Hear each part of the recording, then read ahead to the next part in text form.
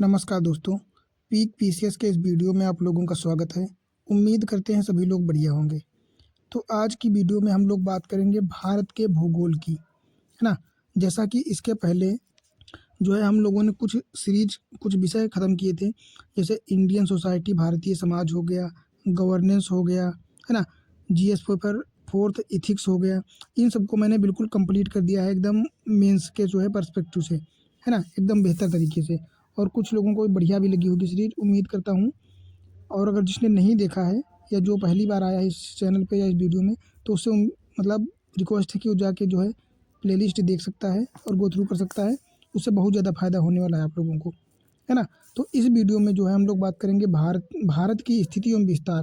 क्योंकि इस श्रृंखला को, भारतीय भूगोल श्रृंखला को मैं स्टार्ट कर रहा हूँ, ये यूपीपीसीएस और यूपीएससी इन दोनों के पॉइंट ऑफ व्यू से बिल्कुल इम्पोर्टेंस है।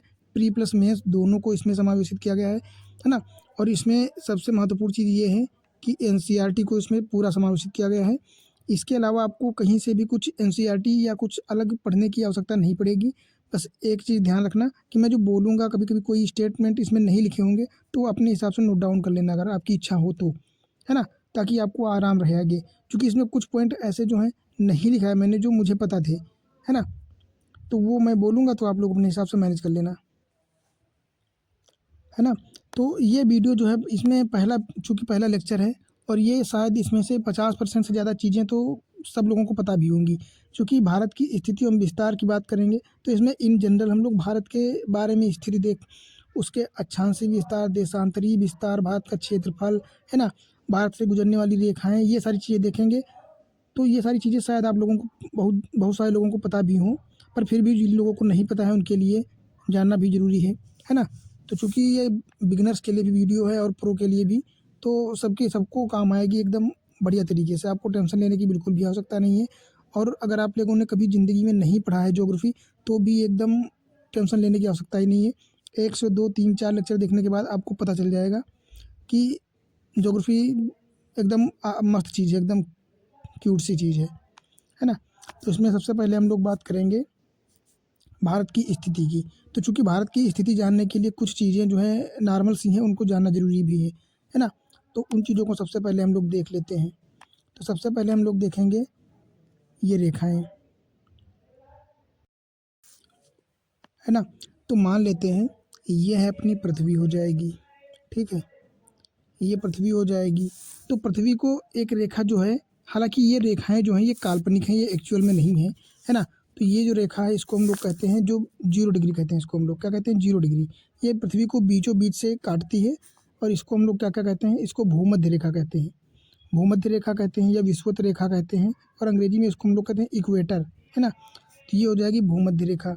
इसी प्रकार अन्य रेखाएं भी बनाई गई हैं, जितनी उत्तरी गोलार्ध में बनाई गई हैं, है ना। तो ये बात करें, अगर ये जो रेखा है, इसके ऊपर के जो गोलार्ध हैं, चूँकि ये उत्तर दिशा में पड़ते हैं, तो इसको हम लोग इधर कहते हैं उत्तरी गोलार्ध और इसको हम लोग कहते हैं दक्षिणी गोलार्ध। तो ये हो जाएगा दक्षिणी गोलार्ध, ठीक है, और ये हो जाएगा ऊपर का उत्तरी गोलार्ध। अन्य रेखाओं की बात करें तो ये हो जाएगी 0 डिग्री भूमध्य रेखा या विषुवत रेखा। उत्तर की तरफ चलेंगे तो उत्तर में जो है एक रेखा काटती है 23.5 डिग्री, है ना, 23.5 डिग्री नॉर्थ, जैसा कि यहाँ पे लिखा भी है। तो इसको हम लोग कहते हैं कर्क रेखा। कर्क रेखा अंग्रेजी में कहते हैं ट्रॉपिक ऑफ कैंसर, है ना, या कैंकर, जो भी आप अपने हिसाब से जो है बोले। इसके ऊपर एक रेखा पड़ काटी जाती है यहाँ पे, ये होती है 66.5 डिग्री। इसको हम लोग कहते हैं आर्कटिक वृत्त। क्या कहते हैं, आर्कटिक वृत्त। सेम उतनी ही दूरी पर दक्षिण गोलार्ध में बनी हुई थी एक रेखा, ये जो होती है 23.5 डिग्री दक्षिणी गोलार्ध में। तो इसको हम लोग कहते हैं मकर रेखा, है ना। मकर रेखा को क्या कहते हैं, ट्रॉपिक ऑफ, जो है ट्रॉपिक ऑफ कहते हैं कैप्रिकॉन। क्या कहते हैं, कैप्रिकॉन, है ना। और उसी स्थिति में या उतनी ही दूरी पर इधर 66.5 डिग्री दक्षिणी गोलार्ध में बनी होती है, इसको हम लोग कहते हैं अंटार्कटिक वृत्त, ठीक है। और फिर सबसे उत्तरी गोलार्ध में जो बना होता है पॉइंट, इसको हम लोग कहते हैं उत्तरी ध्रुव। और इसी प्रकार दक्षिण में एक पॉइंट होता है, इसको हम लोग कहते हैं दक्षिणी ध्रुव, है ना। तो टोटल कितनी लाइनें हो जाएंगी, एक तो हो जाएगी ये अपनी पृथ्वी, ठीक है, ये हो जाएगी अपनी पृथ्वी। इसको बीचों बीच 0 डिग्री से काटती है, इसको कहते हैं भूमध्य रेखा या जो है विषुवत रेखा, ठीक है। उत्तर में 23.5 डिग्री उत्तरी गोलार्ध, इसको कहते हैं कर्क रेखा। दक्षिण में 23.5 डिग्री पे एक रेखा काटती है, उसको कहते हैं जो है मकर रेखा। उत्तर में जो है काटती है 66.5 पर, इसको आर्कटिक वृत्त, और 66.5 वाली दक्षिणी गोलार्ध की रेखा को कहते हैं अंटार्कटिक वृत्त। ठीक है।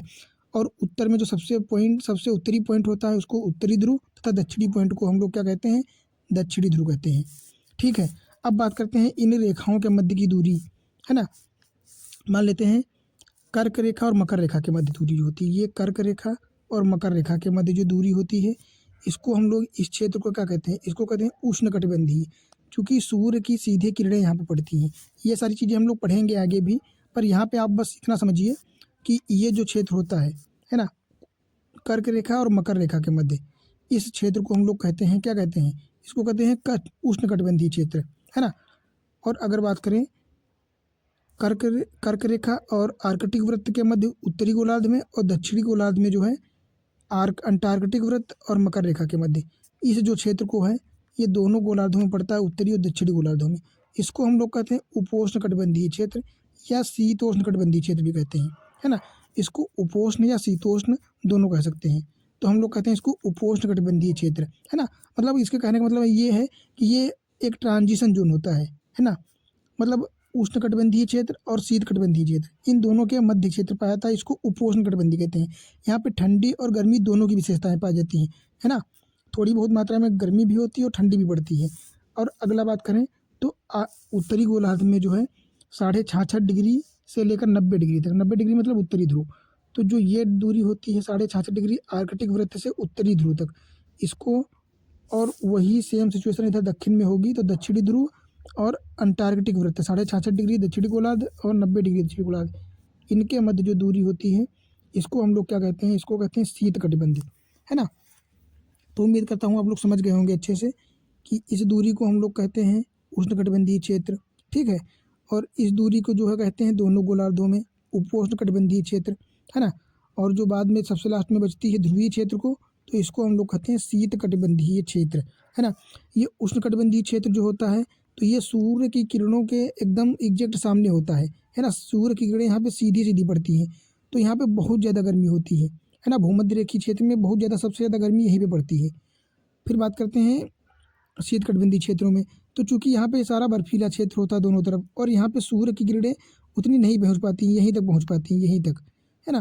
तो यहाँ पे सूर्य की किरणें जब नहीं पहुँच पाती हैं, तो यहाँ पे ठंडी बहुत ज़्यादा रहती है, और यहाँ पे दिन जो होते हैं ना, तो यहाँ पे लगातार 6 महीने की रात होती है, और कभी कभी लगातार 6 महीने की दिन होते हैं, है ना। तो ये स्थितियाँ बनती हैं। अब ये स्थितियाँ कैसे बनती हैं, ये सारी चीज़ें हम लोग जो है आगे की वीडियो में देखेंगे, जब वो वाला टॉपिक आ जाएगा, है ना। तो यहाँ पे केवल इतना ही समझना था हम लोगों को कि ये अपनी पृथ्वी हो जाएगी टोटल। इस पे कौन कौन सी रेखाएं हो जाएंगी, एक तो भूमध्य रेखा हो जाएगा, उत्तरी गोलार्ध में कर्क रेखा, दक्षिणी गोलार्ध में मकर रेखा, और आर्कटिक वृत्त, अंटार्कटिक वृत्त, दक्षिणी ध्रुव और उत्तरी ध्रुव, दक्षिणी ध्रुव, ये रेखाएं हो जाएंगी। अब हम लोग देखते हैं कि भारत की स्थिति क्या है पृथ्वी पर। तो मान लो इसको हम लोगों ने 4 भागों में पृथ्वी को बांट दिया। ठीक है। ये 4 भागों में बांट दिया, ये यहाँ पे हो गया पृथ्वी का केंद्र। तो पृथ्वी से किस दिशा में ये है, भारत, तो आप देख सकते हैं कि ये तो उत्तर हो जाएगा, ये दक्षिण हो जाएगा, ये पूर्व हो जाएगा, और ये पश्चिम हो जाएगा। तो ये जो भारत की स्थिति है ये कहाँ पे है, तो एक तो इधर पूर्व में हो जाएगी, एक तो उत्तर में हो जाएगी। तो भारत की स्थिति जो है कैसी हो जाएगी, उत्तर पूर्व में हो जाएगी, जैसा कि यहाँ पे लिखा भी है ना। तो भारत, अगर बात करें पृथ्वी के रेफरेंस में, तो पृथ्वी के जो है, पृथ्वी पर भारत की स्थिति उत्तर पूर्वी गोलार्ध में होगी, उत्तर और पूर्वी गोलार्ध में, है ना। तो ये चीज़ ध्यान रखना कि भारत की स्थिति उत्तर पूर्वी गोलार्ध में आती है। ठीक है। इतनी चीज़ें आप लोग बिल्कुल ध्यान रखना। अगर बात करें भारत की जलवायु कैसी है, तो भारत की जलवायु हो जाएगी उष्णकटिबंधीय मानसूनी जलवायु। चूँकि उष्णकटिबंधीय की बात करें, तो जैसे कि भारत कहाँ, भारत कर्क रेखा जो है भारत से होकर गुजरती है बीचों बीच से। ठीक है। तो ये इतना क्षेत्र जो भारत का है, ये पड़ता है उष्णकटिबंधीय क्षेत्र में, और ये पड़ता है उपोष्णकटिबंधीय क्षेत्र में। तो इन दोनों जलवायुओं को मिलाकर सम्मिलित रूप जो है उष्णकटिबंधीय मानसूनी जलवायु बनती है ना। अब मानसूनी जलवायु कैसे बनती है, ये सारी चीज़ें हम लोग मानसून वाले टॉपिक में पढ़ेंगे, तो वहाँ पे एकदम बढ़िया से हो जाएगा। क्योंकि अगर अभी मैं बता दूंगा यहाँ पे, तो वो सारी चीज़ें आप लोगों को समझ में नहीं आएंगी उतनी बेहतर तरीके से, है ना। तो वो जो टॉपिक आएगा तो वहाँ पे हम लोग पढ़ेंगे। अब हम लोग यहाँ पे एक चीज़ और देख लेते हैं कि देखो, ये कर्क रेखा हो जाएगी, ये भूमध्य रेखा हो जाएगी, और ये मकर रेखा हो जाएगी। तो कभी कभी पूछ लेता है क्वेश्चन कि सूर्य की किरणें कर्क रेखा पर एकदम सीधे में कब आती हैं? तो कर्क रेखा पर सूर्य की किरणें सीधी सीधी कब पड़ती हैं? तो ये 21 जून को पड़ती हैं। कब पड़ती हैं? 21 जून को। और अगर बात करें मकर रेखा पर सूर्य की किरणें सीधी रेखा में कब पड़ती हैं? तो ये 22 दिसंबर हो जाएगा, है ना। तो कर्क रेखा पर सूर्य की किरणें 21 जून को सीधी पड़ती हैं, और मकर रेखा के सीधी सीधी रेखा में सूर्य कब आता है? तो ये 22 दिसंबर हो जाएगा। और कभी कभी क्वेश्चन पूछ लेता है कि जो है भूमध्य रेखा पर दिन और रात कब बराबर होते हैं? तो ये 21 मार्च और 23 सितंबर, ये दो ऐसी डेटें हैं कि सूर्य जो है, एक तो 23 सितंबर और 21 मार्च, ये दो ऐसी डेटें हैं जब सूर्य की किरणें सीधी भूमध्य रेखा पर पड़ती हैं। तो जब भूमध्य रेखा पर सीधी सूर्य की किरणें पड़ेंगी तो प्रकाश की सिस्टम जो है दोनों गोलार्धों में बराबर रहेगा। तब एक ऐसा दिन आता है कि दिन और रात की जो टाइमिंग होगी वो बराबर होगी। जितने घंटे का दिन होगा उतने घंटे की ही रात होगी, है ना। तो यहाँ पे ये चीज़ ध्यान रखना कि सूर्य की किरणें सीधी भूमध्य रेखा पर विषुवत रेखा पर कब पड़ती हैं? तो 23 सितंबर या 21 मार्च, और इस दिन दोनों गोलार्धों में दिन और रात की टाइमिंग जो है बराबर होती है। और अगर बात करें कर्क रेखा पर सूर्य की किरणें कब पड़ती हैं सीधी? तो 21 जून, और मकर रेखा को 22 दिसंबर। और यहीं से एक क्वेश्चन इस प्रकार से उठ सकता है कि उत्तरी गोलार्ध, चूंकि ये ऊपर है ना कर्क रेखा में, तो उत्तरी गोलार्ध का सबसे बड़ा दिन कब होगा? तो अगर पूछेगा तो ये दोनों एक दूसरे के अपोजिट हो जाएंगे, क्योंकि मान लो 21 जून को जो है सूर्य की किरणें यहाँ पर सीधी रेखा में चलेंगी, कर्क रेखा के सीधी रेखा में पड़ेंगी, तो उस दिन जो है कर्क रेखा पर या उस क्षेत्र का सबसे बड़ा दिन होगा 21 जून। तो उत्तरी गोलार्ध में सबसे बड़ा दिन 21 जून को होगा, और उत्तरी गोलार्ध को सबसे छोटी रात 21 जून को होगी। और इसके अपोजिट बात करें तो दक्षिणी गोलार्ध में सबसे बड़ा दिन कब होगा? तो 22 दिसंबर, क्योंकि 22 दिसंबर को दक्षिणी गोलार्ध में सूर्य की किरणें मकर रेखा के सीधे सीधे होंगी, तो उस दिन सूर्य उधर ना होके इधर होगा। तो जब सूर्य यहाँ पे होगा तो इसकी तिरछी किरणें वहाँ तक नहीं पहुँच पाएंगी, यहाँ तक पहुँचेंगी, बहुत बढ़िया, है ना। तो यहाँ पे 22 दिसंबर को दक्षिणी गोलार्ध का सबसे बड़ा दिन होगा, और 22 दिसंबर को ही सबसे छोटी रात होगी दक्षिणी गोलार्ध की। तो ये चीज़ें आप बिल्कुल नोट डाउन करके रख लेना, है ना। ये बहुत ज़्यादा काम आएंगी, क्योंकि कन्फ्यूजिंग वाले क्वेश्चन यही हैं और यहीं से आते हैं। हालांकि आगे टॉपिक में इनको मैं फिर से बता दूंगा, ऐसी कोई बात नहीं है। पर अगर आप लोगों को समझ में नहीं आ रहा हो तो फिर से पूछ सकते हैं बिना बिना किसी हेजिटेशन के, है ना। अब हम लोग बात करते हैं कुछ रटने वाली चीज़ें। देखो यहाँ पे लिखा क्या है कि भारत की स्थिति क्या है? तो ये तो हम लोगों ने अभी देखा था कि उत्तर पूर्वी गोलार्ध में जो है भारत पृथ्वी के उत्तर पूर्वी गोलार्ध में स्थित है, ठीक है। यहाँ पे एक पॉइंट ये लिखा है पृथ्वी का जो है 0.56। तो अगर बात करें ब्रह्मांड में पृथ्वी का परसेंटेज कितना है, तो ब्रह्मांड इतना बड़ा है कि उसकी अपेक्षा पृथ्वी जो है, पृथ्वी का आकार केवल 0.56% क्षेत्रफल पर जो है पृथ्वी स्थित है ना। तो ब्रह्मांड में पृथ्वी 0.56% जो है वैल्यूएबल है बस, है ना। फिर बात करते हैं हम लोग, क्या बात करेंगे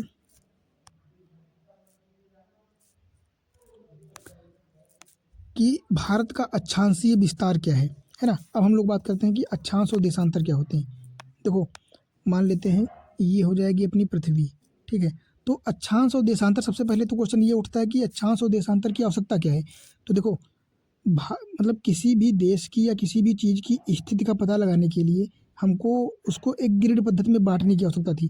ग्रिड का मतलब होता है ऐसे छोटे छोटे खानों में बांट देंगे तो उसको लोकेशन उसकी पता करना ज़्यादा कठिन नहीं होगा, है ना। इससे हमको पता चल जाएगा कि यहाँ से इस पॉइंट की दूरी कितनी है, इस पॉइंट से इसकी कितनी दूरी है। जैसे हमने इसको नाप लिया भारत को, है ना, उसी प्रकार ग्रिड पद्धति बनाने के लिए या मतलब पृथ्वी पर स्थित किसी भी बिंदु को जो है उसको एक नाम देने के लिए या उसकी स्थिति पता करने के लिए अक्षांश और देशांतर रेखाएं बनाई गई। अगर बात करें अक्षांशी रेखाएं क्या होती हैं, तो पृथ्वी पर जो है ये रेखाएं जो पड़ी पड़ी रेखाएं होती हैं, सिंपल भाषा में बता रहा हूँ मैं, ये जो पड़ी रेखाएं होती हैं इनको हम लोग कहते हैं अक्षांश रेखाएं, है ना। ये जैसे हो गया 0 डिग्री अक्षांश, ये हो गया दक्षिणी गोलार्ध में 90 डिग्री, ये हो गया उत्तरी गोलार्ध में 90 डिग्री अक्षांश, है ना। ये अक्षांश हो जाते हैं।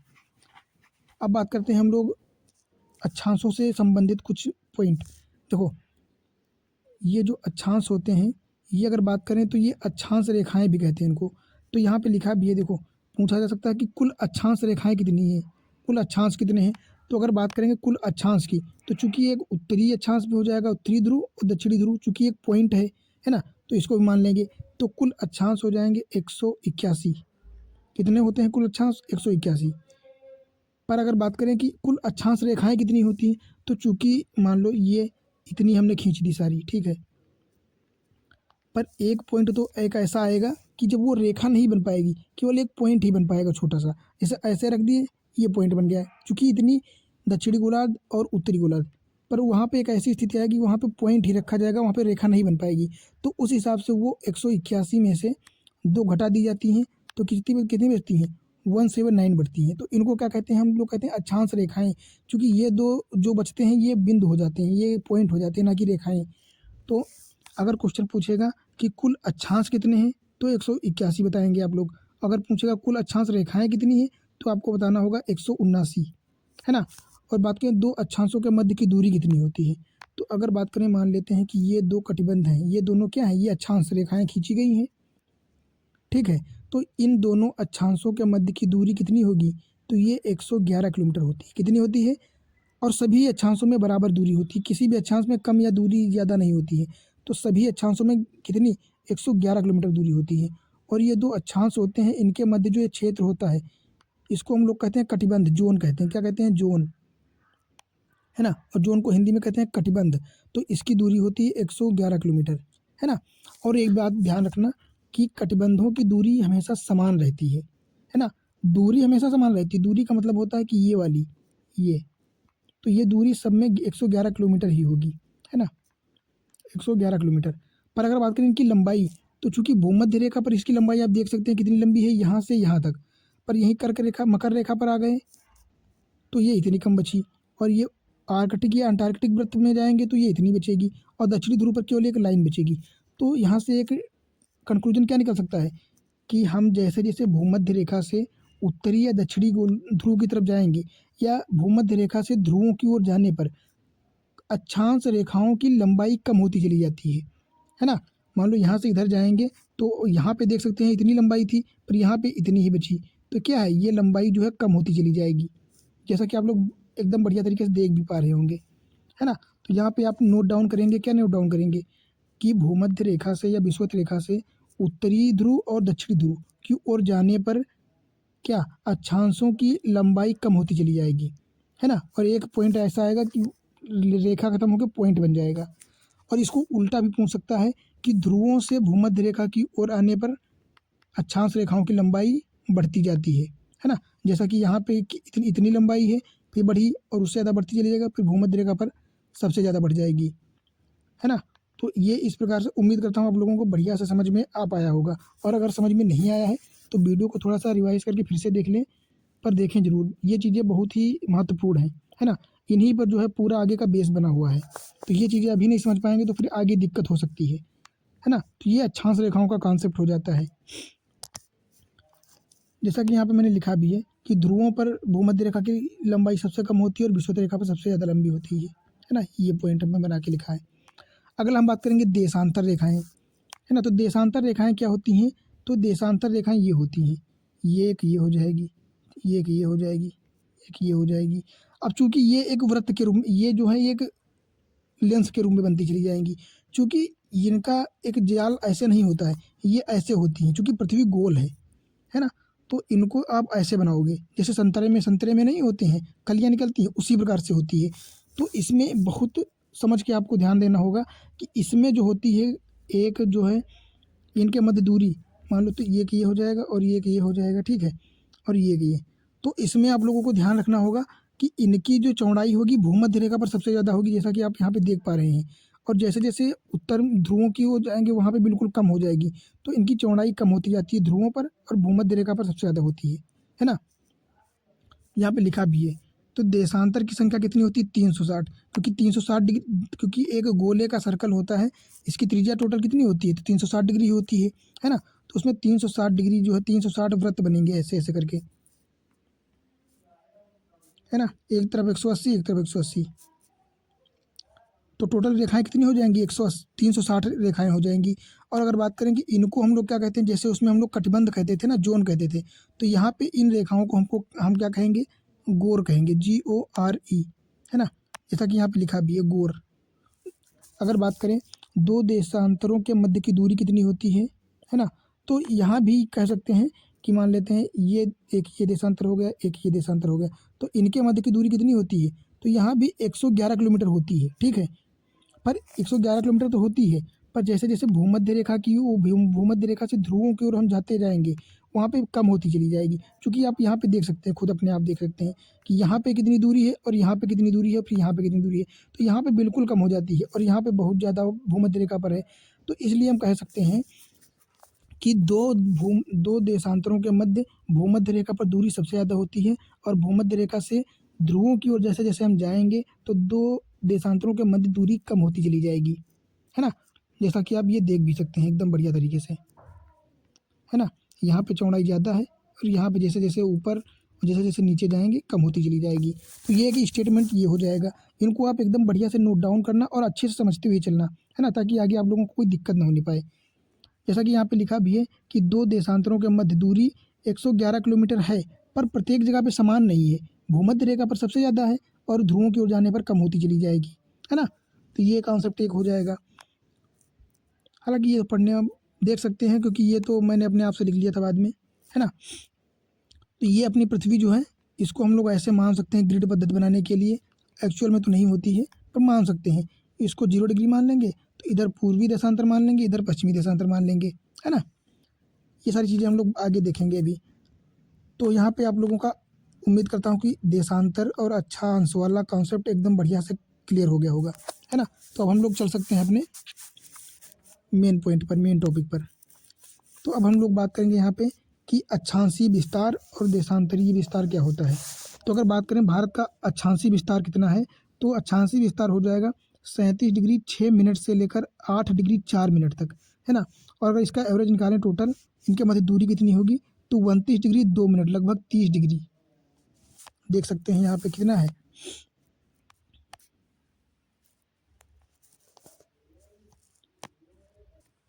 तो देख सकते हैं कि सबसे उत्तरी पॉइंट कहाँ पे है, ये उत्तर का भारत का सबसे उत्तरी पॉइंट हो जाएगा लद्दाख में, जम्मू कश्मीर में, इसको हम लोग कहते हैं इंदिरा कॉल, है ना।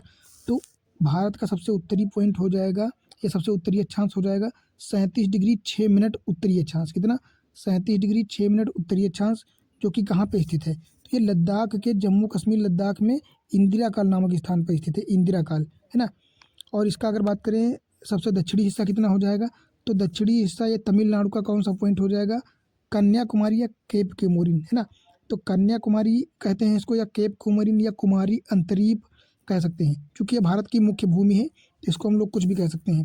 3 नाम है, कन्याकुमारी, केप कोमोरिन या कुमारी अंतरीप। और इसकी कितनी अक्षांशीय विस्तार है, तो इसका अक्षांशीय विस्तार हो जाएगा 8 डिग्री 4 मिनट उत्तरी अक्षांश, कितना, 8 डिग्री 4 मिनट उत्तरी अक्षांश। पर यहाँ पे एक चीज़ और ध्यान रखने वाली है, क्योंकि ये अंडमान और लक्षद्वीप, इधर लक्षद्वीप हो जाएगा, इधर अंडमान, तो ये अंडमान निकोबार द्वीप समूह जो है ये भी भारत की ही टेरिटरी है, ठीक है। तो हमको ज़रूरी नहीं है कि ये पूछ रहा हो विस्तार, तो विस्तार तो हमारा यहाँ से माना जाएगा ना, क्योंकि ये भी तो भारत का क्षेत्र है। तो ये अगर बात करें तो ये अंडमान निकोबार द्वीप समूह का सबसे लास्ट का जो दक्षिणी पॉइंट है, इसको हम लोग कहते हैं इंदिरा पॉइंट या पार्सन पॉइंट या पिगमेलियन पॉइंट। इसके 3 नाम हैं, इंदिरा पॉइंट, पार्सन पॉइंट या पिगमेलियन पॉइंट, है ना। और अगर इसका बात करें, इसका उत्तरी अक्षांश कितना हो जाएगा, तो 6 डिग्री 4-5 मिनट हो जाएगा, कितना, 6 डिग्री 4-5 मिनट उत्तरी अक्षांश, है ना, जो कि ग्रेट निकोबार का सबसे दक्षिणी बिंदु हो जाएगा। हालांकि हम लोग मानते क्या है, अगर अक्षांशीय विस्तार की बात करते होते हैं तो मानते तो ये हैं 8 डिग्री 4 मिनट, पर कभी कभी पूछ सकता है, तो ये आप लोगों को जानकारी होना बिल्कुल ज़रूरी है ना। तो एक तो ये 6 डिग्री 4-5 मिनट हो जाएगा उत्तरी अक्षांश, और ये 8 डिग्री 4 मिनट नॉर्थ में। तो अक्षांशीय विस्तार की यहाँ पे लिखा भी है 37 डिग्री 6 मिनट उत्तरी अक्षांश से 8 डिग्री 4 मिनट उत्तरी अक्षांश। चूँकि उत्तरी अक्षांश इसलिए कहा गया है कि भारत की स्थिति जो है कहाँ पे है, यहाँ पे है। तो भारत यहाँ से तो उत्तर में ही है ना, ये 0 डिग्री माना जाएगा, तो उसके ऊपर कोई भी पॉइंट हो उत्तरी अक्षांश माना जाएगा, और इधर सारे पॉइंट उत्तरी अक्षांश माने जाएंगे। तो यहाँ भी ई आएगा, यहाँ भी उत्तरी पूर्वी आएगा, और यहाँ भी उत्तरी आएगा, और यहाँ भी उत्तरी आएगा। तो ये सारी चीज़ें बिल्कुल ध्यान रखना अच्छे से, है ना। तो ये हो जाएगा लगभग 30 डिग्री। अब बात करते हैं देशांतरी विस्तार की। तो देशांतरी विस्तार भारत का कितना हो जाएगा? तो भारत का देशांतरी विस्तार हो जाएगा, अगर बात करें तो यहाँ पर गुजरात, क्योंकि भारत का सबसे पूर्वी पॉइंट क्या हो जाएगा? सबसे पूर्वी पॉइंट हो जाएगा ये, मतलब भारत के हिसाब से ये पश्चिमी पॉइंट हो जाएगा, पर पृथ्वी के प्रस्पेक्ट में जो है ये पूर्वी होगा, तो ये गुजरात हो जाएगा। गुजरात का एक बिंदु है, इसको हम लोग गौर माता कहते हैं, या सर क्रीक कहते हैं, या नारायण सरोवर कहते हैं। तो इनमें से आप कुछ भी नाम लिख सकते हो, सर क्रीक, नारायण सरोवर या गौर माता, है ना। ये गुजरात में पड़ता है। तो इस पॉइंट पर जो है ये पॉइंट, इसको हम लोग क्या देशांतर रखते हैं? 68 डिग्री 7 मिनट पूर्वी देशांतर। कितना? 68 डिग्री 7 मिनट पूर्वी देशांतर हो जाएगा, है ना। और भारत का सबसे पूर्वी क्या हो जाएगा? ये 97 डिग्री, है ना, 97 डिग्री 25 मिनट पूर्वी देशांतर। अगर बात करें ये कहाँ पे, तो ये अरुणाचल प्रदेश के किबुथु नामक स्थान पे पड़ता है। कहाँ पे पूर्वी देशांतर? अरुणाचल प्रदेश के किबुथु नामक स्थान पर 97 डिग्री 25 मिनट उत्तरी पूर्वी जो है देशांतर हो जाएगा। तो इस प्रकार जो है गुजरात से, अगर भारत का अक्षांशीय विस्तार की बात करें तो कहाँ से हो जाएगा? ये हो जाएगा इंदिरा काल से लेकर कन्याकुमारी या केप कोमोरिन तक, या फिर इधर ले सकते हैं आप इंदिरा पॉइंट या पार्सन पॉइंट तक, ठीक है। और अगर देशांतर की बात करें तो गुजरात के गौर माता से लेकर के किबुथु और अरुणाचल प्रदेश तक फैला हुआ है भारत, है ना। ये एक बन जाएगा आपका क्षेत्र विस्तार, भारत का क्षेत्रीय विस्तार। और यहाँ पे एक चीज़ देखना कि भारत के आकार की बात करें तो ये समचतुष्कोणीय है ना। समचतुष्कोणीय देख सकते हैं कि भारत की स्थिति कैसी है? भारत की स्थिति ऐसी है ना। तो ये समचतुष्कोणीय बन जाता है। तो यहाँ पे ये भी ध्यान रखना कि भारत की स्थिति कैसी है? आकार समचतुष्कोणीय, है ना। ये ध्यान रखना एकदम बढ़िया से। अब हम लोग क्या बात करेंगे कि भारत के क्षेत्रफल की बात करेंगे। तो भारत का क्षेत्रफल तो सबको पता होगा कि 32,87,263 किलोमीटर स्क्वायर या वर्ग किलोमीटर फैला हुआ है। कितना? 32,87,263 किलोमीटर स्क्वायर, जो कि विश्व में 7वें स्थान पर सबसे बड़ा क्षेत्रफल है ना। भारत का विश्व में कौन सा स्थान है? 7वां स्थान है। और अगर बात करें विश्व में जो है भारत का कितना परसेंटेज पृथ्वी क्षेत्रफल है, तो 2.43% हो जाएगा, है ना। विश्व के 2.43% क्षेत्रफल पर जो है भारत स्थित है। अगर बात करें सबसे बड़ा क्या हो जाएगा, कौन सा देश हो जाएगा, तो क्षेत्रफल के आधार पर सबसे बड़ा रसिया हो जाएगा, ठीक है। नंबर 2 पे कनाडा आएगा, नंबर 3 पे चीन आएगा, नंबर 4 यूएसए के बाद ब्राज़ील के बाद ऑस्ट्रेलिया, और ऑस्ट्रेलिया के बाद भारत आएगा, है ना। तो भारत का 7वां नंबर हो जाएगा, ठीक है। अब हम लोग बात करेंगे कि विश्व की जनसंख्या का भारत में कितना है, तो 17.5%। आप सोच सकते हो विश्व के 2.43% क्षेत्रफल पर 17.5% जनसंख्या निवास करती है ना। और सबसे ज़्यादा जनसंख्या तो चाइना की थी, हालांकि वर्तमान मतलब 2011 जनगणना के अनुसार चाइना सबसे आगे था, पर वर्तमान में जो है भारत सबसे ज़्यादा जनसंख्या में आगे आ चुका है ना। तो अब हम लोग बात करेंगे कि कर्क रेखा, चूँकि देखो भारत से केवल एक ही रेखा गुजरती है, कौन सी, जो कि हम लोग देख सकते हैं यहाँ पे, ये भारत से केवल एक ये रेखा गुजरती है, कर्क रेखा, है ना। बाकी एक नीचे हो जाती है भूमध्य रेखा, और मकर रेखा ज़्यादा ऊपर हो जाती है। तो भारत के बीचों बीच से गुजरती है कर्क रेखा, इसलिए हमारे इस लिहाज से जो है ज़रूरी हो जाता है कि कर्क रेखा पर कौन कौन से राज्य पड़ते हैं, या कौन कौन से राज्यों से होकर कर्क रेखा गुजरती है, ये हमको पता होना चाहिए। तो कौन कौन राज्यों से गुजरती है? यहाँ से ये कर्क रेखा गुजरती है हमारी, है ना। तो कहाँ कहाँ से गुजरती है? एक तो गुजरात से गुजरती है, राजस्थान से गुजरती है ना। ये मध्य प्रदेश से गुजरती है, छत्तीसगढ़ से गुजरती है, झारखंड, पश्चिम बंगाल, त्रिपुरा और मिजोरम। तो ये कितने 8 राज्य हो जाते हैं जहाँ से गुजरती है। कौन कौन से राज्य हो जाएंगे? सबसे पहले गुजरात, फिर राजस्थान, फिर मध्य प्रदेश, फिर छत्तीसगढ़, फिर झारखंड, पश्चिम बंगाल और त्रिपुरा, फिर मिजोरम। और बीच में थोड़ा सा क्षेत्रफल बांग्लादेश का पड़ता है, तो उससे हमको कोई मतलब नहीं है ना। ये क्षेत्रफल क्या है? बांग्लादेश से पड़ता है, फिर इसके बाद त्रिपुरा और मिजोरम बनाया जाता है। तो ये 8 राज्यों से होकर गुजरती है। यहाँ पे अगर बात करें कि सबसे ज़्यादा कौन से क्षेत्र, कौन से राज्य से गुजरती है, तो मध्य प्रदेश एक ऐसा राज्य है, कर्क रेखा की लंबाई सबसे ज़्यादा मध्य प्रदेश में है, और कर्क रेखा की सबसे कम लंबाई राजस्थान से होकर गुजरती है ना। तो एक चीज़ यहाँ पे एक ध्यान रखना। अब बात करें कि जिन जिन राज्यों से गुजरती है उनकी राजधानी क्या है, तो ये तो आप लोगों को पता होगा, आसान सा है। तो गुजरात की राजधानी गांधीनगर हो जाएगी, राजस्थान की जयपुर हो जाएगी, आंध्र प्रदेश की मध्य प्रदेश की भोपाल, छत्तीसगढ़ की रायपुर, झारखंड की रांची और पश्चिम बंगाल की कोलकाता, त्रिपुरा की हो जाएगी अगरतला तथा मिजोरम की हो जाएगी आइजोल, है ना। तो ये सारी चीज़ें आपको तो पता ही होंगी, खैर कोई बात नहीं है। बाकी क्या एक चीज़ और ध्यान रखना है यहाँ पे कि कभी कभी क्वेश्चन जो है पूछ लेता है कि कौन सी राजधानी सबसे नज़दीक है कर्क रेखा। मान लो कर्क रेखा ये गुजरी है, ठीक है, तो सबसे नज़दीक कौन सी राजधानी है और सबसे दूर कौन सी राजधानी पड़ती है भारत की। तो कर्क रेखा के सबसे नज़दीकी राजधानी पड़ती है झारखंड की रांची और सबसे दूर पड़ती है राजस्थान की जयपुर, है ना। तो राजस्थान का जयपुर राजधानी शहर जो है ये कर्क रेखा से सबसे दूरतम बिंदु है, और झारखंड की रांची राजधानी जो है ये कर्क रेखा के सबसे नज़दीकी पॉइंट है। तो ये भी क्वेश्चन पूछा जा सकता है ना। अब एक क्वेश्चन पूछा जा सकता है कि भारत का लंबाई और चौड़ाई क्या है। अगर भारत की लंबाई चौड़ाई बात करें तो चौड़ाई हो जाएगी पूर्व से पश्चिम की और उत्तर से दक्षिण इसकी लंबाई हो जाएगी। तो अगर हम बात करें लंबाई की, है ना, तो अगर लंबाई बात करें उत्तर से दक्षिण की भारत की लंबाई कितनी हो जाएगी, तो ये हो जाएगी 3214 किलोमीटर। कितनी हो जाएगी, ये यहाँ पे लिखा गया है 3214 किलोमीटर, मतलब 3214 किलोमीटर इसकी उत्तर से दक्षिण की लंबाई हो जाएगी। पर चौड़ाई की बात करें तो ये पूरब से पश्चिम से लेकर पूरब तक की लंबाई चौड़ाई कितनी हो जाएगी, ये हो जाएगी 2933 किलोमीटर। कितनी, 2933 किलोमीटर। और एक बार यूपीएससी में क्वेश्चन पूछा गया था कि भारत की चौड़ाई और लंबाई इन दोनों में अंतर कितना है, मतलब 3214 माइनस 2933 तो कितना हो जाएगा, तो ये हो जाएगा 281 किलोमीटर, 281, जैसा कि यहाँ पे लिखा भी है अंतर। तो क्वेश्चन ऐसे नहीं पूछा, क्वेश्चन ने पूछा था कि भारत की जो विस्तार है उसमें लंबाई और चौड़ाई का अंतर कितना है, तो ये हो जाएगा 281 किलोमीटर। हालांकि ये इतना इंपॉर्टेंट नहीं है, ये तो आप लोग निकाल लेंगे आसानी से, है ना। तो मुझे लगता है यहाँ पे ये सारी चीज़ें जो है कंप्लीट हो गई होंगी, है ना। या इतनी चीज़ें आप लोगों को एकदम बढ़िया से कंठस्थ तरीके से, क्योंकि मैं इसलिए बता रहा हूँ आप लोगों को कि रटा के जाऊँगा यहाँ से, है ना, कि ऐसा नहीं है कि यहाँ से मैं बताऊँ और आपने वीडियो देखी अपना टाइम बर्बाद किया। टाइम नहीं बर्बाद होगा, यहाँ से आप कुछ अच्छा सीख के जाएंगे एकदम रट के, और इसके बाद आप लोगों को कहीं कोई ज़्यादा चीज़ें ध्यान भी नहीं रखनी पड़ेंगी, यहीं से आप लोगों को सारी चीज़ें एकदम बढ़िया कंठस्थ हो जाएंगी, है ना। तो यहाँ पे एक बात करते हैं, ये पॉइंट है कि ये जो सबसे दक्षिणी बिंदु है भारत का, है ना, इंदिरा पॉइंट जिसको हम लोग कहते हैं, या पिगमेलियन पॉइंट या पार्सन पॉइंट कहते हैं, जो कि 6 डिग्री 4 5 मिनट उत्तरी अक्षांश है।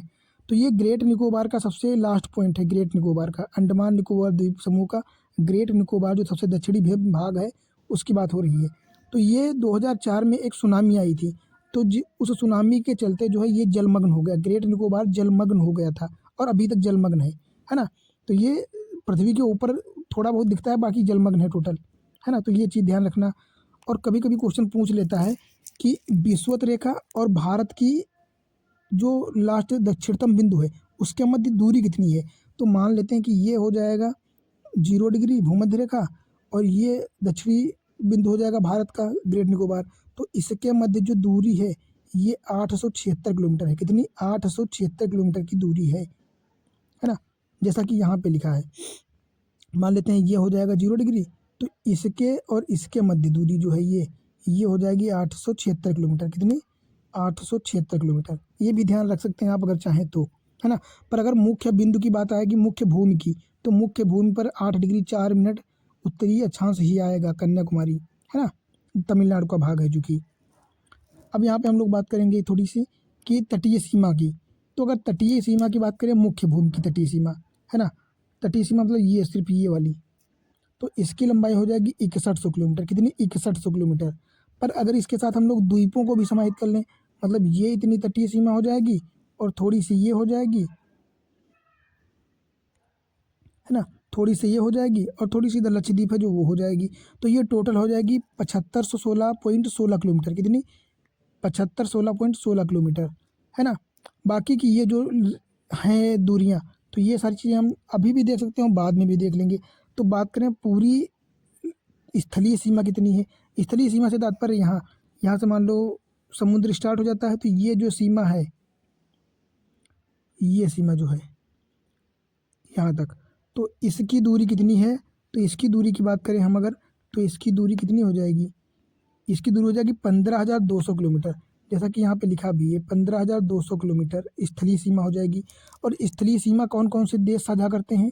तो सबसे पहले बांग्लादेश, म्यांमार, भूटान, नेपाल, चीन, पाकिस्तान, अफगानिस्तान, इतने देश जो हैं भारत के साथ सीमा साझा करते हैं। बात करें सबसे लंबी सीमा साझा कौन करता है, तो सबसे ज़्यादा भारत के साथ सबसे लंबी सीमा हो जाएगी बांग्लादेश की।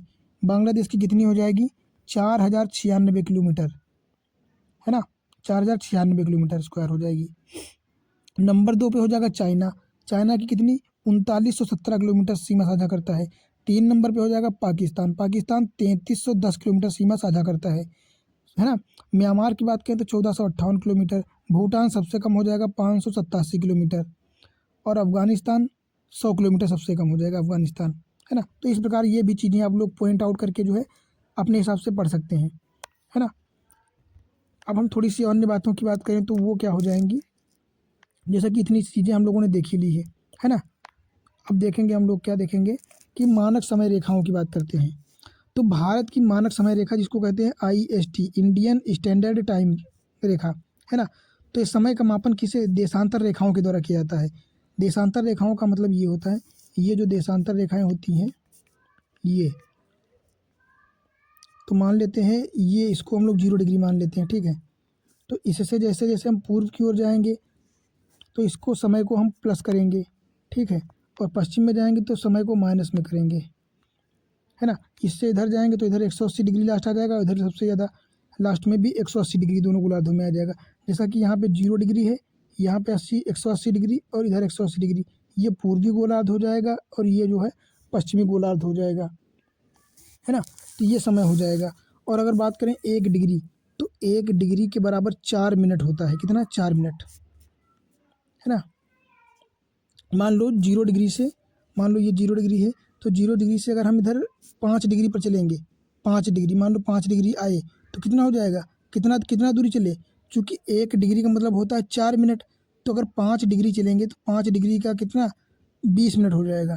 कितना हो जाएगा? 20 मिनट, है ना। तो 20 मिनट की दूरी हो जाए, ऐसे माना जाता है ना। तो इसी प्रकार है जो है लिखा गया है यहाँ पे देखो अंतर्राष्ट्रीय नियमानुसार कैसे, मतलब इनका नाम मानक कैसे माना जाता है या नाम कैसे लिया जाता है इनका। तो अंतर्राष्ट्रीय नियमानुसार जो है समय रेखा को 7.5 डिग्री या 30 मिनट के गुणज में लिखा जाना चाहिए, है ना। या फिर इसको ऐसे लिखा जाएगा कि 30 मिनट या फिर 7.5 डिग्री के गुणक में ही माना जाएगा, क्योंकि गणनाएँ करने में आसानी रहती है इससे, है ना। तो भारत का समय GMT से 5.5 घंटे आगे है, जैसा कि यहाँ पे लिखा है 5 घंटे 30 मिनट आगे है। अब 5 घंटे 30 मिनट क्यों आगे है, तो देखो मैं ऐसे बताता हूँ। मान लो ये हो जाएगा आपका 0 डिग्री, ठीक है, ये 0 डिग्री हो जाएगा, ठीक है। तो यहाँ से भारत की स्थिति यहाँ पर, ये कितना हो जाएगा, 37 डिग्री जो भी मिनट था, तो ये 37 डिग्री मान लो 4 मिनट था, ठीक है।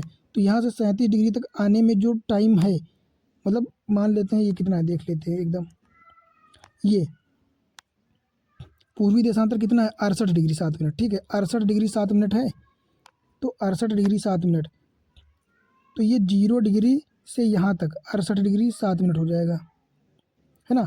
तो ये 68 डिग्री को अगर हम 4 से गुणा करेंगे तो उतने ही मिनट जितने आएंगे, मान लो 68 का हम 70 ले लेते हैं, ठीक है। 70 गुणे कितना हो जाएगा, 4, तो 7 चौक 28, 280, है ना। तो इसको जब भाग करोगे तो उतना ही आ जाएगा,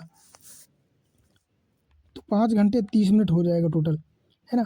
तो इस प्रकार जो है हमारे, चूँकि भारत की स्थिति जो है 0 डिग्री से पूर्व में कितना है, 68 डिग्री 7 मिनट है, तो वो 68 डिग्री जो है काहे में कन्वर्ट हो गया, टाइम में कन्वर्ट हो जाएगा, तो ये 5 घंटे 30 मिनट हो जाएगा, है ना। इसलिए भारत का समय मानक समय रेखा से 5.5 घंटे आगे है ना। मुख्य कारण यही है। तो ये हो जाएगा भारत का समय जो है GMT से 5.5 घंटे आगे है, चूँकि मानक समय रेखा है 0 डिग्री से भारत की स्थिति 5.5 घंटे आगे है, इसलिए वो टाइम भी आगे हो जाएगा, है ना। समय पूर्वी देशों में पहले तथा पश्चिमी देशों में बाद में होती है, जाहिर सी बात है। सबसे पहले समय कहाँ पे आएगा, चूँकि सूरज पूर्व दिशा में निकलता है, तो सबसे पहले सूरज सुबह पूर्व दिशा में निकलेगा, इसलिए यहाँ पे टाइमिंग भी सबसे पहले होगी, है ना। इसीलिए देखो यहाँ पे सबसे पहले आता है, सबसे देर में यहाँ पे आता है। इन दोनों के मध्य जितने डिग्री का अंतर होगा उतना ही लेट में सूर्य जो है यहाँ गुजरात में पहुँचेगा अरुणाचल प्रदेश से। इसलिए कहते हैं कि सूर्य का देश जो है जापान को कहा गया है, क्योंकि जापान सबसे पूर्व में है तो सबसे पहले सूर्य वहाँ निकलता है। पर भारत की स्थिति की बात करें तो भारत में सबसे पहले सबसे पूर्वी बिंदु अरुणाचल प्रदेश हो जाता है, तो इसलिए कहते हैं कि सूर्य अरुणाचल प्रदेश में उगता है और गुजरात में अस्त होता है ना। ये सारी चीज़ें होती हैं। फिर बात करें, ये लिखा भी है समय पूर्वी देशों में है पहले तथा पश्चिमी देशों में बाद में होता है, ठीक है। अगर बात करें आईएसटी कौन कौन से राज्यों से गुजरती है, आईएसटी मतलब इंडियन स्टैंडर्ड टाइम, है ना। अगर बात करें मानक समय रेखा जो है 1840 में बनाई गई थी, कब, 1844 में, 1845 वाशिंगटन डीसी सम्मेलन किया गया था, वहाँ पे बनाई गई थी। यहाँ पे एक चीज़ और ध्यान रखना कि ये जो पृथ्वी है अपनी, ये पश्चिम से पूर्व की ओर घूमती है, ऐसे घड़ी की उल्टा दिशा में, है ना, पश्चिम से पूर्व की ओर घूमती है ऐसे। इसको हम लोग कहते हैं वेस्ट टू ईस्ट, है ना। और जो सूर्य होता है, सूर्य घूमता है पूरब से पश्चिम की ओर, है ना, सूर्य ऐसे घूमता है, सूर्य भी वैसे ही घूमता है ना। तो ये चीज़ ध्यान रखना। अब बात करते हैं कि भारत की जो आईएसटी रेखा है ना, मानक समय रेखा, ये कौन कौन राज्यों से होकर गुजरती है। तो चूँकि भारत की रेखा गुजरती है कहाँ कहाँ से, 5 राज्यों से होकर गुजरती है। एक तो उत्तर प्रदेश हो जाएगा सबसे पहले, फिर मध्य प्रदेश, फिर छत्तीसगढ़, फिर उड़ीसा और फिर आंध्र प्रदेश। इन राज्यों से होकर गुजरती है भारतीय मानक समय रेखा। अगर बात करें 22.5 डिग्री, भारत को 82.5 डिग्री, चूँकि ये 82.5 डिग्री से होकर गुजरती है भारतीय मानक समय रेखा, तो इसको हम लोग 82.5 डिग्री भी कहते हैं या मानक समय रेखा भी कहते हैं। तो ये उत्तर प्रदेश के प्रयागराज से गुजरती है, कहाँ से, उत्तर प्रदेश के प्रयागराज में इलाहाबाद के पास मिर्ज़ापुर नैनी से होकर गुजरती है उत्तर प्रदेश में, है ना। तो ये चीज़ ध्यान रखना। कर्क रेखा से जो है, कर्क रेखा 82.5 डिग्री छत्तीसगढ़ में मिलती है। देखो एक चीज़ यहाँ पे क्वेश्चन ये पूछ सकता है कि ये जो मतलब चूँकि कर्क रेखा ये हो जाएगी, ठीक है, ये कर्क रेखा हो जाएगी और ये मानक समय रेखा हो जाएगी, तो क्वेश्चन पूछ लेता कि ये दोनों एक दूसरे को काटेंगी कहाँ पर। तो ये जहाँ पर काटेंगी वो कौन सा राज्य होगा, तो ये हो जाएगा छत्तीसगढ़। ऐसे यहाँ पर लिखा भी गया है कि छत्तीसगढ़ में कर्क रेखा और मानक समय रेखा एक दूसरे को काटती हैं, है ना। और कभी कभी ये क्वेश्चन ये पूछ लिया जाता है कि गुजरात और अरुणाचल प्रदेश के मध्य कितने घंटे का टाइम का जो है अंतर रहता है, तो ये 2 घंटे का रहता है। कितने घंटे का, 2 घंटे का। पर अगर एक्चुअल टाइमिंग की बात करें तो 1 घंटे 57 मिनट और 12 सेकंड का अंतर रहता है। कितना, 1 घंटा 57 मिनट 12 सेकंड का जो है अंतर रहता है। बाकी राउंड फिगर में आप 2 घंटे कह सकते हैं, है ना। तो इस प्रकार ये सारी चीज़ें होती हैं। भारत में मान लो एक ही समय रेखा है, ये 82.5 डिग्री, ठीक है। पर कुछ देश ऐसे हैं जिनमें बहुत सारी मानक समय रेखाएं बनाई गई हैं, क्योंकि उनकी स्थिति बहुत बड़ी है। जैसे संयुक्त राज्य अमेरिका की बात करें तो यहाँ पे 7 टाइम जोन चलते हैं, कनाडा में 6 टाइम जोन है, रसिया में सबसे ज़्यादा 11 टाइम जोन है, क्योंकि रसिया बहुत बड़ा देश है ना, उसकी क्षेत्रफल उसका बहुत ज़्यादा व्यापक है, तो उसके 11 टाइम जोन माने गए हैं। तो इसी प्रकार जो है सब अपने अपने व्यवस्थाएँ की गई हैं। हालांकि बीच में एक नीति बनी थी कि भारत में भी तो 2 टाइम जोन बनाए जाएँ, पर अभी तक ऐसा नहीं हुआ है, आगे होगा तो फिर देखा जाएगा, है ना। तो यहाँ पे आप एक चीज़ ये भी देख सकते हैं कि ये 0 डिग्री हो जाएगा, है ना, और 0 डिग्री से 82.5 डिग्री 4 मिनट उत्तर पूर्व की ओर आएंगे, ये 82.5 डिग्री। तो यहाँ पे जो है इसका 82.5 डिग्री को हम, चूँकि 1 डिग्री कितना होता है, 1 डिग्री होता है 4 मिनट के बराबर, 4 मिनट की, ठीक है। तो ये 82.5, चूँकि 0 डिग्री से 82.5 डिग्री दूरी पर है भारत की स्थिति, तो भारत को, तो उतने को अगर हम 82.5 को गुणा करेंगे 4 से, तो ये जितने मिनट होंगे उसको जब डिवाइड करेंगे 60 से, तो ये 5 घंटे 30 मिनट आएगा। तो ये इसको आप दूरी भी कह सकते हो, देशांतरीय दूरी भी कह सकते हो, और जो मिनट में भी चेंज कर सकते हो बहुत आसानी से, है ना। और अगर यही स्थिति आप माइनस में होंगे, इधर पश्चिम की तरफ होंगे, तो उसको माइनस करेंगे जोड़ने की बजाय, इतना अंतर रहता है, ठीक है। तो उम्मीद करता हूँ ये वीडियो आप लोगों को अच्छी लगी होगी और कुछ ना कुछ इससे सीखने को ज़रूर मिला होगा, है ना। तो बस आप लोगों से एक ही रिक्वेस्ट है कि प्लीज़ चैनल को सब्सक्राइब करते रहिए और वीडियो को शेयर कर दीजिए, लाइक कर दीजिए, है ना। और लोगों को शेयर करते रहिए ताकि अन्य लोगों को भी पता चले वीडियो के बारे में, है ना, तो वो भी देखें। और बस जो समझ में ना आया हो तो प्लीज़ कमेंट जरूर किया कीजिए, है ना। फिर मिलते हैं अगले वीडियो में जो है अगले टॉपिक के साथ। अगला टॉपिक क्या होगा अपना, अगला टॉपिक होगा भारत के तटीय राज्य एवं समुद्री रेखा, है ना, भारत से कौन कौन से राज्य सीमा साझा करते हैं, उनकी दूरी क्या है, और उससे संबंधित सारे पॉइंट हम लोग जो है डिस्कस करेंगे। तो बस इस वीडियो में यहीं तक, बाकी मिलते हैं अगले वीडियो में।